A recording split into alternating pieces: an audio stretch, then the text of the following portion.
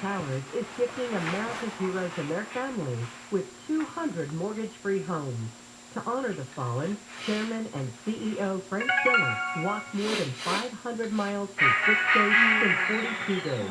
From the Pentagon to Shatesville to Ground Zero. Towers of Light returned to the Pentagon and Shatesville Memorial in remembrance again this year. For the first time in our country, the foundation read aloud the names of all we lost to 9/11-related illness. On Veterans Day, another first. The soldiers we lost in the war on terror are having their names read aloud. The words never forget require action. Do good and take action now. Donate $11 a month at TweetTweet.org. That's T2T.org.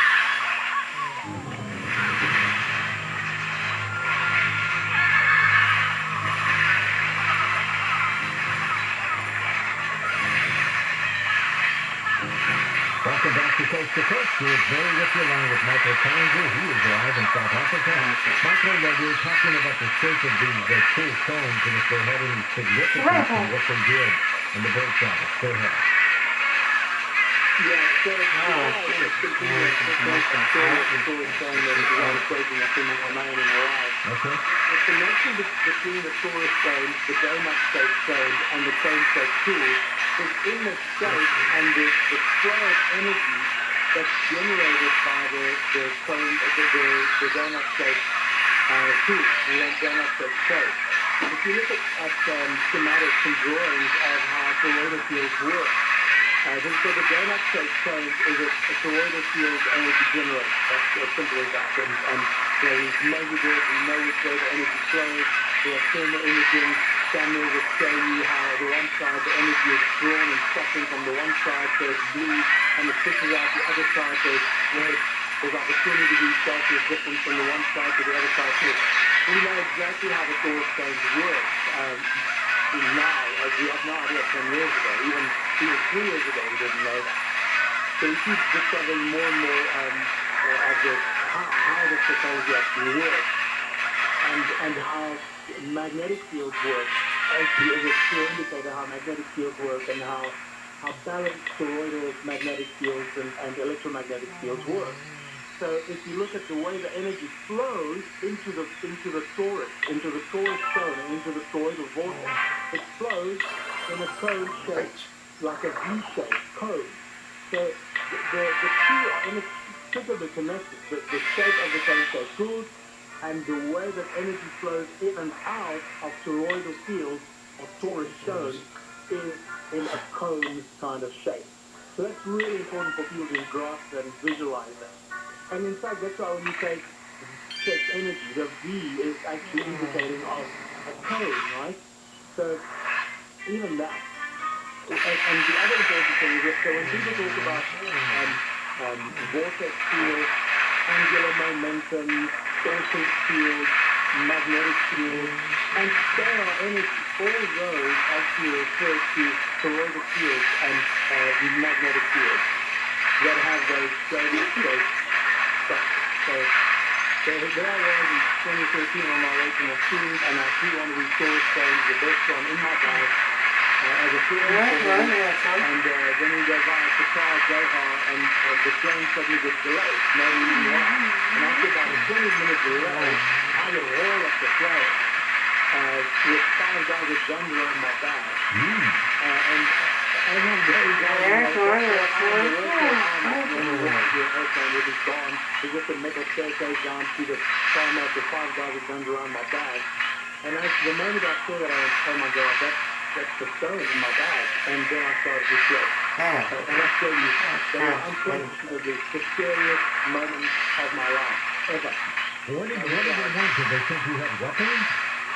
I don't know what they thought. Well, actually, I realized what they thought only after. It took me about 2 years to get out of the post-traumatic shock syndrome. I think, George, as I was walking down those stairs, I was thinking, okay, what I say in the next 30 seconds is going to determine if I end up in Guantanamo Bay or if I'm going to carry on this flight. That's right. It was really, really scary. So this is now American Homeland Security. Remember, we're now on an American chartered flight, or American airline, or it's a car that now falls under American jurisdiction already. we've gone to American customs and all that stuff, you know. So I opened the bag, I go down and I say to them, I think you're interested in slowly the stone. I have a stone in my bag, and I open my bag and I lift up my clothes and I pull out the stone wrapped up in bubble wrap. And I stayed in the stone and I can't quite remember how I unwrapped it because I had no scissors or a knife. I just remember I sort of blacked out and I just remember holding up the stone to them and say, yeah, I see it's a stone. As I was going down the stairs, I was thinking, what am I going to say here? I can't show ancient technology. I can't show archaeological artifacts because you need permits for that. Yeah, they said you were stealing it or something. Exactly. What am I going to say that is? So it just suddenly hit me. So it's African art and science. African art and science. Yes, that's the easy way out. It's non-threatening. Everybody's got to use it. It's a simple thing. You buy it. It's the African market. African art shows. African art and science. It's a present from my friend in Hawaii. You can't lie about it. You can't say it's a present for somebody in New York. And they ask, well, who in New York? And then you have to don't know basically lying to them, right? Got to really tell the truth without giving away too much detail. Exactly. But then let you go on stuff, right? Yeah, so I held it up and they looked at it for about 10 seconds. And then they said, okay, thanks. I put the phone back in my bag and I put back on the plane. I went up to it. When I sat down next to my partner, she said, you know, while you were down there, the captain came out. And he stood there looking at all this and he was furious. He wanted to take off. He said if the plane doesn't take off in the next few minutes, he's uploading the plane with whatever was in that bag. Plus the security system. The captain said. So we now know that they knew that there was some advanced technology in the bag. But they didn't want to let out that they knew. So they just wanted to check that it was what they thought it was. And I'll tell you how I know this. And they let you go with it or did they confiscate it? Okay. Yeah, they didn't, and they also didn't make it seem about it. They just wanted to check that it was what they thought it was. And the reason I know this is because you know when you go to an airport and you get flags down the side and they take your bag and they open it. They take everything out of your bag. They check every stick, they check every box, they check everything in your bag, right? Okay. And they didn't do that. I literally took the clothes off the top, gave it to the stone, they looked at it, I put it back, and we carried on. So they were obviously told what to look for. And when they found what they were told what to look for, they were okay, and we carried on. It took 2 years to figure it out, because I was so traumatized by the whole. When you come back from the plane, Michael, I'm curious to see what the people who were the passengers look like when they saw you coming back. Well, they didn't really know what was going on, you know, they just, and I was shocked. I can't even remember looking at anybody. I was completely shaking and traumatized, and I just sat down and my partner said, the captain said that whatever was in the bag crashed the TSA security system, and I just went, oh my God, Homeland Security just gave us scientific proof that the store stones are ancient advanced technology. That's the only thing I was thinking.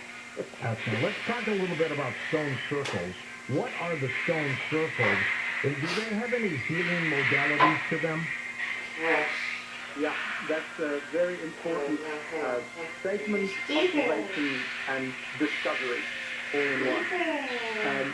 So the stone circles, obviously, as I mentioned before, the original structures have no doors and entrances, although there are many that we find that have been converted by more recent tribes, migrating tribes, and so forth, that inhabited these large clusters of stone circles. They have several hundred, sometimes 1,000 of these stone circles, and more, and they turned it into a whole village and a community, so they would create entrances and reshape them and so forth.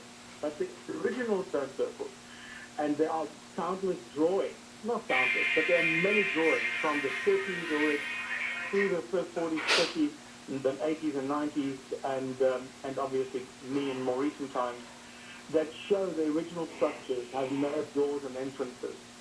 And this is why we had to immediately assume that these were not built as dwellings for people or cows or any other animals. And that's when we realized that this is something else. And in 2010, for the first time while I was actually in the USA. There was a guy that came to my museum, to the Stone Circle Lodge and Museum, and a friend of mine took him out to the Stone Circles, and he had some very advanced technology within, the measuring devices that measures frequencies, electromagnetic fields, magnetic fields, all that kind of stuff. And he was the first guy to measure these powerful sound frequencies in the gigahertz, magnetic fields, and the very powerful electromagnetic fields coming out of the walls of these Stone Circles. For sure. So then it became very evident that these are energy-generating machines and devices. Marvin. And that information obviously just grew and grew, and we measured more and more of it. So we now know without a shadow of doubt that the Stone Circles are advanced technology. Very basic advanced technology that generate magnetic and electromagnetic fields and sound frequencies, obviously. The one creates the other. So it starts with sound, and the moving sound creates a magnetic field in the walls, the stone walls, and then those moving magnetic fields that create the electromagnetic field. So we measure all three of those: sound frequencies, magnetic fields, and electromagnetic fields. And the important thing is that how does it work? People ask, well, how does it generate this energy? And this is the absolute ingenious understanding of the Anunnaki, because at this stage, everything seems to point to the Anunnaki and Enki that was responsible for this. There is some possibility that they may have picked up on this and then just reconstructed it or built more of it because they realized what was going on. So it could have been another group of beings before the Anunnaki, but it's definitely Anunnaki involved in it. And so the way the Stone Circles are structured is that they have built, each Stone Circle is built on the cymatic pattern of the sound frequency that comes out of the earth at that point. I don't know if you get what I'm saying, George. I do, but where did these people go? They just simply vanished. Well, it's a very, very important question. I'm sure you deal with this question with a lot of your guests and speakers and researchers.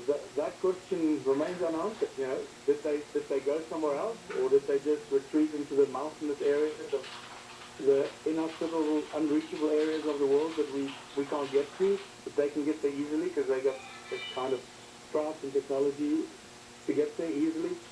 It's difficult to say. I don't know. It's possible to say that they're still here. They never really left. How many of them do you think there were as a civilization? 100? 10,000? What do you think? Again, I guess we're going to be speculating when we fall back onto what the translations of Zachariah Sitchin tells us. So according to Sitchin, there were a few hundred of them, first a few dozen, then a few hundred, and then maybe they ended up with literally a few thousand. But it also seems that many of them started to procreate with the Earthlings. Mm-hmm. And then, how many more millions were born after that? And were those the men of renown, when the sons of the gods saw the daughters of man? Is that the story of the Anakim, or the Anunnaki, or the Elohim, from who copulate and procreate with the human females? That remains very murky and very blurry. What is not blurry and not murky is the technology. So that is very clear, and the Stone Circles, we can't wish them away. We got 10 million or more. We got the tools, the artifacts, the stone-shaped tools, the donut-shaped stones, the technology, and there's a holy trinity of technologies here, actually, that can be echoed and found in all ancient civilizations. And then some civilizations have interesting additions to the technology that we find in Southern Africa. And so those are the cone-shaped tools, the torus stones, the donut-shaped stones, the toroidal stones, the torus stones, and then finally are the magnetrons, the magnetron-shaped ruins. So some of the Stone Circles generate energy by the walls are built on the shape of the sound, of the cymatic pattern, or the shape of the sound that comes out of the earth at that specific place. Many of the listeners will be aware of the fact, what cymatics is when you put sand on a metal plate, or the study of sound manifested in physical form. So when you put sand on a metal plate, you put a sound frequency through it. Every specific sound frequency has its very unique specific shape.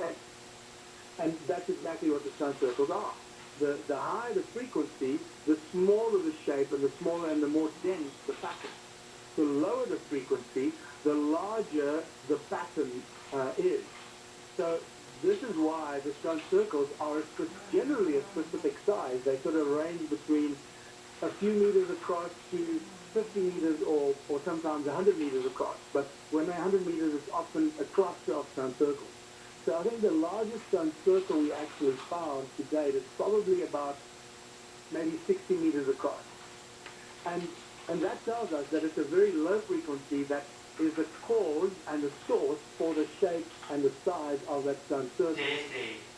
And what Nikola Tesla did by using the frequency of the Earth to generate energy, that's exactly what these guys did. So I think Tesla just rediscovered what these guys were doing 300,000 years ago here in Southern Africa, by using the vibration and the frequency of the Earth to generate free energy. And that's exactly what these stone circles are. So we're looking at free energy devices. It's quite spectacular. It almost sounds Egyptian, Michael, and I don't know which came first. Well, Egyptian is just up the road from us. That is 8,000 kilometers or 9,000 kilometers north of us.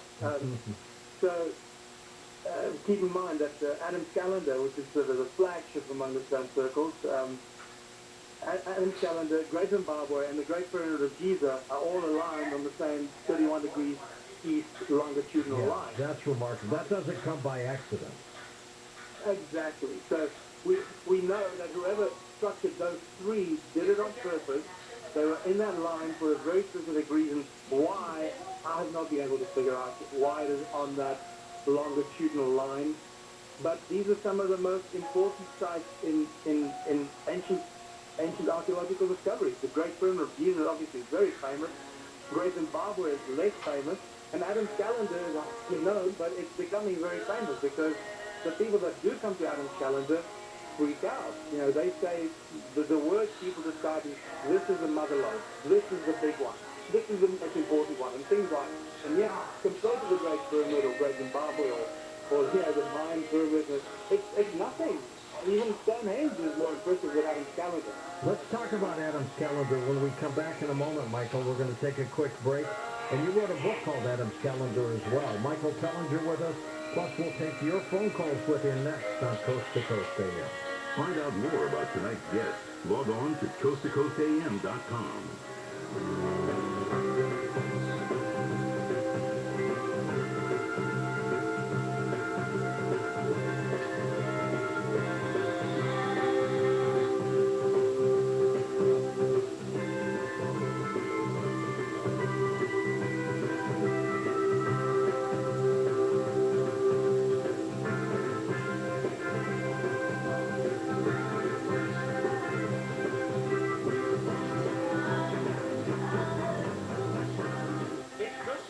Because then you have the servants, and then you control the servants' lives. And that's what these guys love, is controlling other people's lives, telling them what to do, manipulating them. John and Ken, weekdays 2 to 6 on KFI. Dipped into the 70s last night. Feels like winter's arrived in SoCal. Better turn off that AC. And now, the top 5 reasons to visit Morocco. Number 5. Gift a day giveaway. Get cookware, luggage, speakers, a different gift every day. Monday through Friday until December 21st. When you earn 500 points on the reward card. Number 4. New Year's Eve white party. Bring in the New Year right, all dressed up in white. Book your room now. 3. Click Black live December 18th. Get your tickets today. And the number 2. A wall of TVs at Sideline, big screens at the gaming pit, and everywhere else you eat, stay, and play means you won't miss a play. And the number 1 reason. Authentic Asian recipes aren't the only things that thrill at Moses. Check out a massive big screen there, too. Morongo Casino Resort and Spa. Morongo. Good time. Amco presents Bet You Didn't Know. Bet you didn't know that your car's transmission is made up of 800 pieces. Also, bet you didn't know that AMCO fixed over 40 million transmissions, and that AMCO offers a nationwide warranty. Are you still driving around with that check engine light on? AMCO will read and report the trouble codes on your vehicle for free. Call them today. That's Amco, AA, MCO. By now, you've heard the news. Boosters for Pfizer, Moderna, and Johnson & Johnson vaccines are available. They help keep your immunity strong and help keep you and others protected against COVID-19 and its variants. Visit myturn.ca.gov to find out if you're eligible and to find a booster near you. Let's keep each other safer and healthier this winter. Get your booster, and don't forget to get your flu shot, too. Brought to you by the California Department of Public Health. The KFI Pasta-Thon helps to provide 25,000 meals to kids every week in Southern California. Donate now at any Spartan Final or at pastathon.com. KFI and KOST HD2, Los Angeles, Orange County. It's time for your morning wake-up call.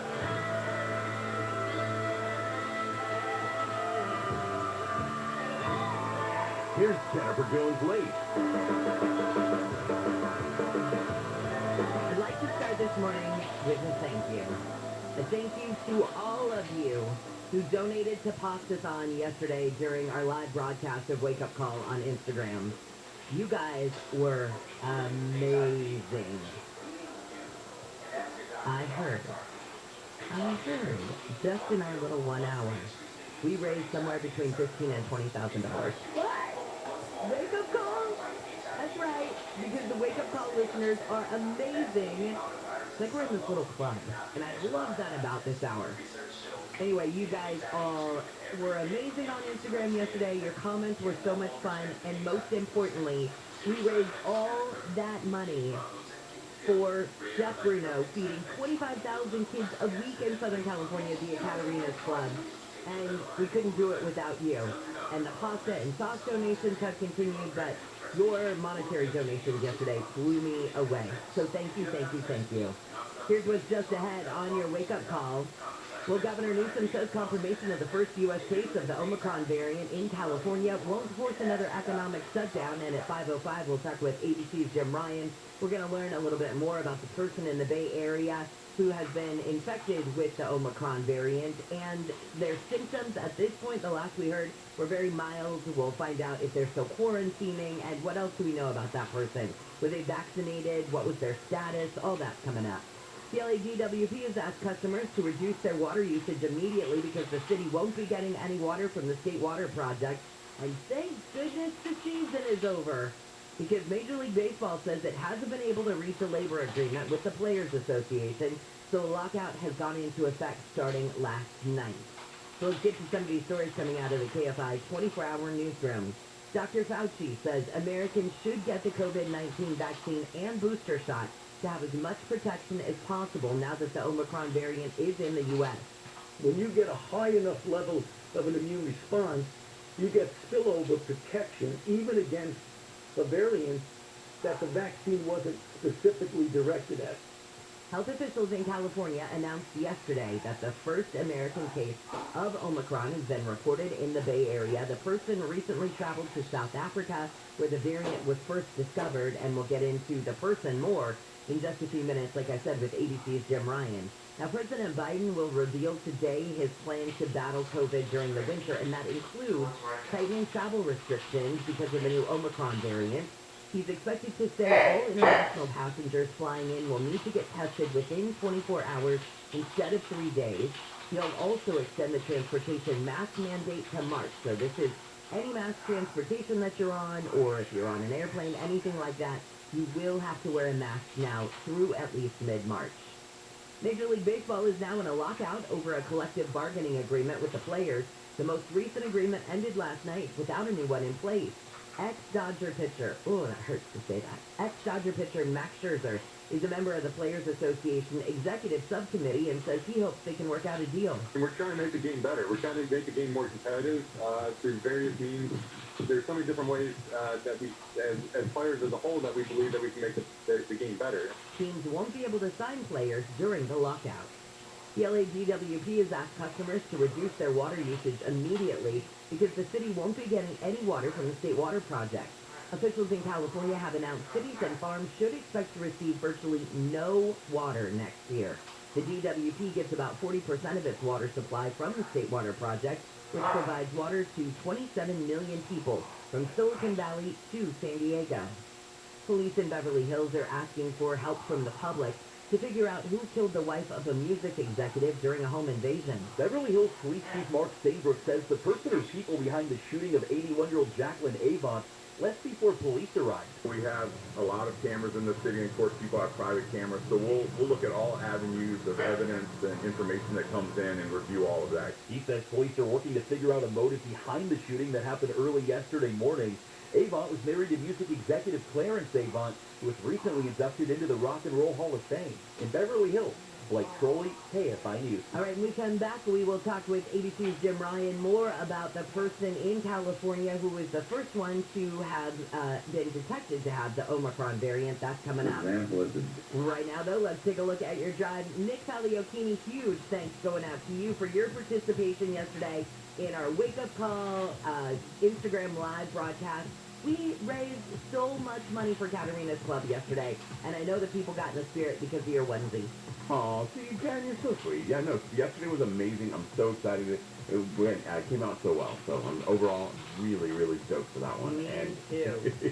and second to drive as you're making your way through the Valley Glen and North Hollywood area, on the southbound side of the 170 from Sherman Way to Victory Boulevard. It was through the 4 lanes that were shut down for overnight cow transport. They're in the process of reopening. Right now you're seeing kind of a rough ride on the southbound side of the 170, coming away from the split with the 5, and then further southbound as you make your way continuing through the North Hollywood area onto the 101 south. Not looking too bad for your drive. Got an update of something slowing down the drive, time 250 on your cell phone. Keyword KFI traffic, checking your drive as you make your way out of the Inland Empire toward Orange County, westbound side of the 91 Riverside to Corona. Already patchy for your drive from before Lost Air as you make your way towards the 241 toll road. KFI in the sky helps get you there faster. I'm Nick Paliocchini. 5:06 on your wake-up call. Jim Ryan, good morning to you. Well, you know, we had to be number one. California, of course, the first state yesterday to have somebody now who is officially the first person in the U.S. to have the Omicron variant, the person from the Bay Area. What else can you tell us about him? Not much. That's right. Not even the gender of that person. We don't know the age of the person. We don't know previous health condition or whether that person previously had COVID-19.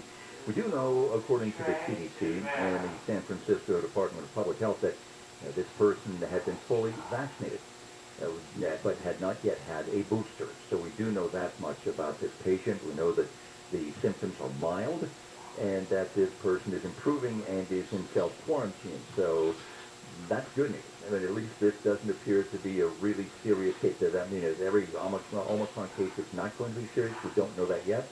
And is this the only person in the whole country who has it?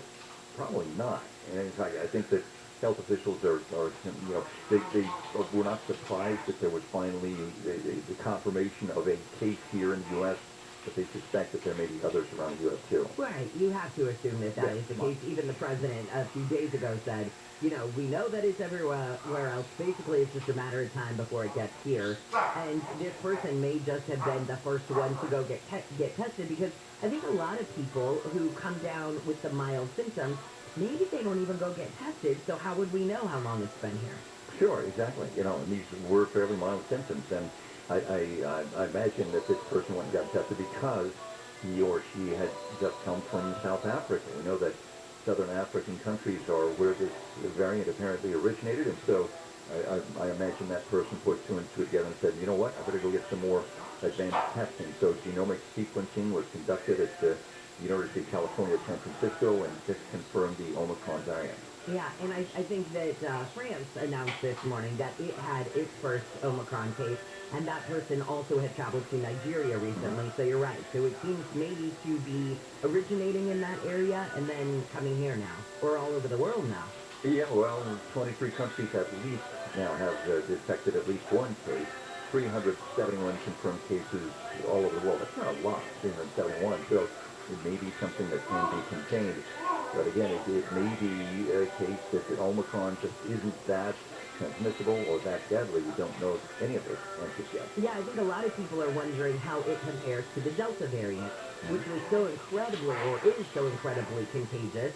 And people are wondering, okay, is it as serious if I happen to get that strain of the virus versus others? Right, and what else might be coming? I think there's some suspicion or maybe some expectation that there may be a variant after Omicron. Sure. I think the 15th letter of the Greek alphabet, there I think 16 more to go, so we'll see what happens. Yeah, exactly. Hopefully we won't have to use them, but I'm with you, Jim. It's a virus. It's going to mutate, so probably we will. Yeah, unfortunately so. But I mean, the more people who get vaccinated, the less chance that's going to happen. Because as the coronavirus travels around person to person, if it lands in a person who's vaccinated, it may turn into full-blown COVID. But at the same time, it's more difficult for it to mutate into something else, to become another variant, if fewer people are unprotected. One more quick question about the person up in the Bay Area who has it. I assume then anybody that they've had contact with is also in quarantine. Are those people being tested as well? Well, they're being contacted first, including the people who are on the flight back from South Africa that this person was on into SFO. So, yeah, they're doing the CDC to try to track down those individuals, see how they're feeling, get them tested, and ensure that they aren't carrying the Omicron virus as well. All right. Great, Jim. Thank you so much. Thanks, Jen. All right, see ya. ABC's Jim Ryan.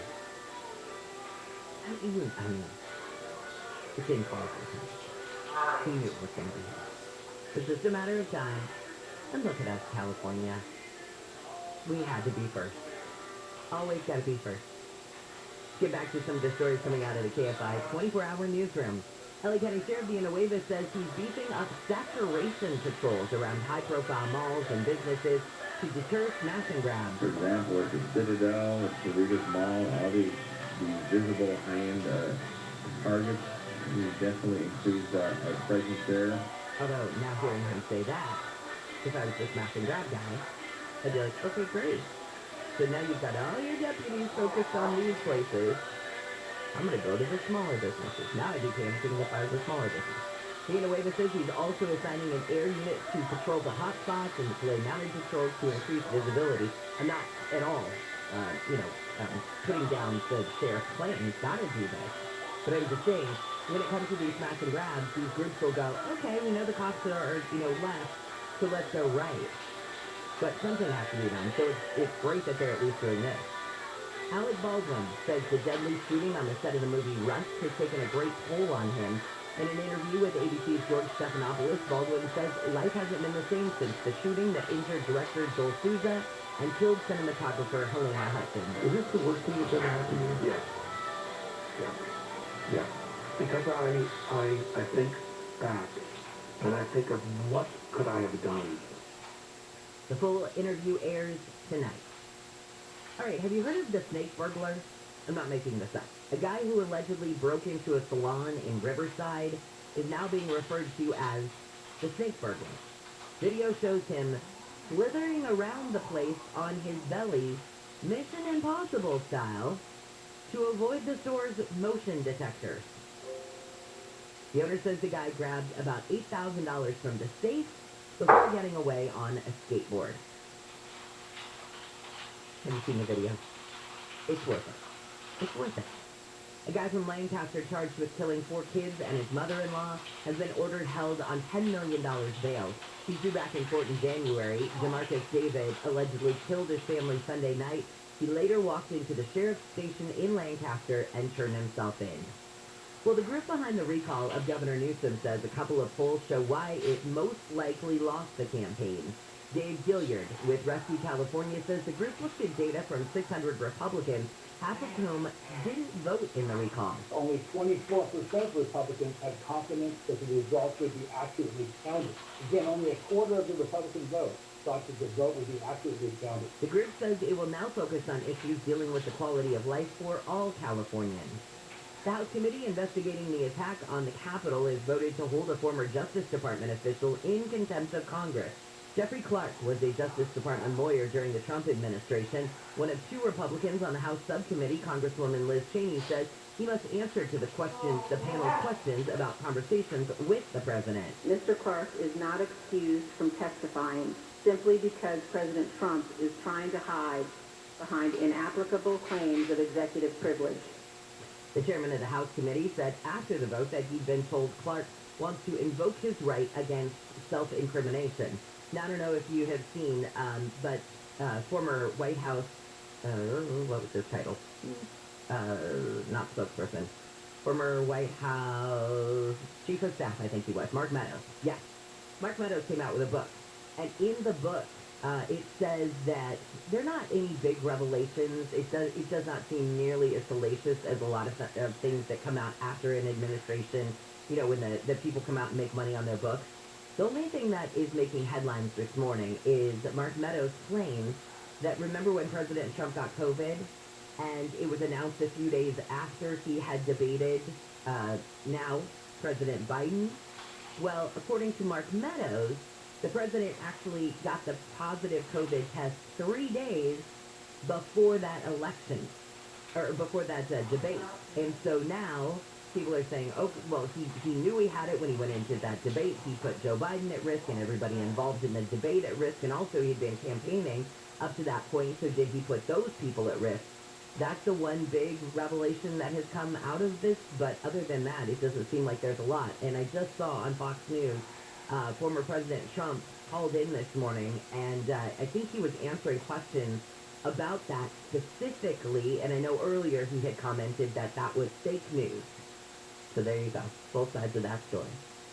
All right, when we come back, we'll talk with ABC's Aaron Katursky. Conservative justices on the Supreme Court signaled yesterday that they would support Mississippi's ban on most abortions after 15 weeks. So we'll talk about what went down yesterday in the hearing and what argument it was specifically that seemed to push the court's decision when we talk with Aaron in just a few minutes. Right now, let's get another look at your drive on the 91. As you're making your way through the Inland Empire heading toward Orange County, westbound side, it's going to be a rough ride for you. No big shocker. Out of Riverside, seeing patchy delays starting from before Tyler, and that does remain the case as you make your way past Green River. Got an update of something slowing you down. Pound 250 on your cell phone. Keyword, KFI traffic, southbound side of the 170. As you get into the Valley Glen and North Hollywood area, Caltrans crews are still wrapping up shop from the overnight and early morning hours, southbound side of the 170 from Sherman Way to Victory Boulevard. It was 3 of the 4 lanes shut down. Looks like they are reopened, but you're still seeing a pretty rough ride on the southbound side of the 170 from as far back as Roscoe Boulevard. KFI in the sky helps get you there faster. I'm Nick Poliokini. Hey, Nick, can I grab you real fast? Yeah, We've sure. got this dense fog advisory in effect until 10 o'clock this morning, and normally it's along the coast. This morning, though, it seems equal opportunity. Well, that's actually a great point, Jen. Seeing a lot of fog down here in Long Beach, where the studios are located for me. But, yeah, getting a lot of reports that are coming in for you along the 101 and the 405 corridor, but even as inland as the San Gabriel Valley for the 210, 10, and 60. So definitely, like we're talked about here many times, give yourself some extra time, get out of the door this morning, and keep it updated with Wake Up Call on KFI. Thank you, Nick. All right, You got it. We've got more news for you with Aaron Katursky and what the Supreme Court talked about in Mississippi regarding the abortion law, and also, random story, how, the house from Home Alone? Yeah, you could stay in that. I'll tell you how. All coming up on your wake-up call. This report is sponsored by Jeff Anderson and Associates. It's never too late to heal from the sexual abuse you suffered as a child. California law gives victims the right to seek justice and compensation. Call Jeff Anderson and Associates to learn more. 1-800-ITS-TIME. 12011 San Vicente Boulevard, Los Angeles 90049. This is Chris Collinsworth. Here's what's trending on the iHeart Sports Network, presented by DraftKings. The MLB is locked out. The league locked out their Players Association for the first time since 1990 after failing to reach a labor deal. The Dodgers made one of the final moves before the lockout, retaining Chris Taylor. Taylor agreed for a 4-year, $60 million deal. And fifth-ranked UCLA basketball tipped off Pac-12 player routing Colorado. Number 18 USC blew past Utah in their conference opener. I'm Misty Jordan. Download the DraftKings app and use code SPORTS to get a free shot at millions of dollars up for grabs this week with your first deposit. Minimum $5 deposit required. Eligibility restrictions apply. See DraftKings.com for details. If you have a small business, you know having efficient equipment is essential. SoCal Gas is here to help with small business rebates on qualifying energy-saving natural gas equipment. Save up to $1,000 on water heaters, commercial fryers, and more. They're committed to helping you meet and exceed the challenges of being a small business owner. Not only will your small business save by using these rebates, but having energy-efficient equipment could stack up savings for years to come. See how they can help by visiting SoCalGas.com/business rebate. Every year, our team provides food and toys for less fortunate families. Hello, my name is John Okoyan, owner of Rooter Hero Plumbing. I remember one Christmas when my dad didn't have any work, and we didn't have any money. I can still recall the look of shame on his face when my brother and I only had one present to open. I was a brat and said something I shouldn't have. To this day, I am still sorry for what